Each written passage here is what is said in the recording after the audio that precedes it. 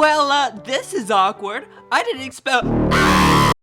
I said a lot of crap in this video of mine that may or may not help, so I'm working on a follow-up to clear some stuff up, but while I'm at it, I decided I might mention a few things more tip-related. Number 1. I keep forgetting those dang circles you cut off the sides of the head sphere. To be fair, it's been a while since I've actually drawn a lot of head angles because I legit just didn't think about doing that for a while to indicate the temples of the head, which are really important for figuring out where the side planes of the face start and end. Number 2. I think that head construction, or construction in general, is very important when it comes to drawing literally anything, but the simplified form shouldn't be adhered to strictly or else the flow will look weird and the appeal may get bottlenecked if you try to apply it. I'd also argue that I draw better the more relaxed I am with the construction process, and I've honestly felt like I've learned more from watching artists I like draw and paying attention to the way they make every single stroke while figuring out the techniques they use, in contrast to art tutorials that make one inevitably focus on what to draw rather than how to draw. Like, for example, the way the teacher may cut into or add onto the forms at will and not cohere completely with the placed down markings but will adjust the drawing by eye. I believe this is why so many artists often construct first and then do a second pass over the construction, but I don't do that because I'm just impatient. Number 3. My final tip is that I've personally found the brow line to be a kind of anchor for making different kinds of face shapes, since you can sort of vary the height of the forehead or the length of everything else below the forehead. You got a secret bonus tip. The brow line being the horizontal mid-cut of a sphere won't work as well with snouted heads,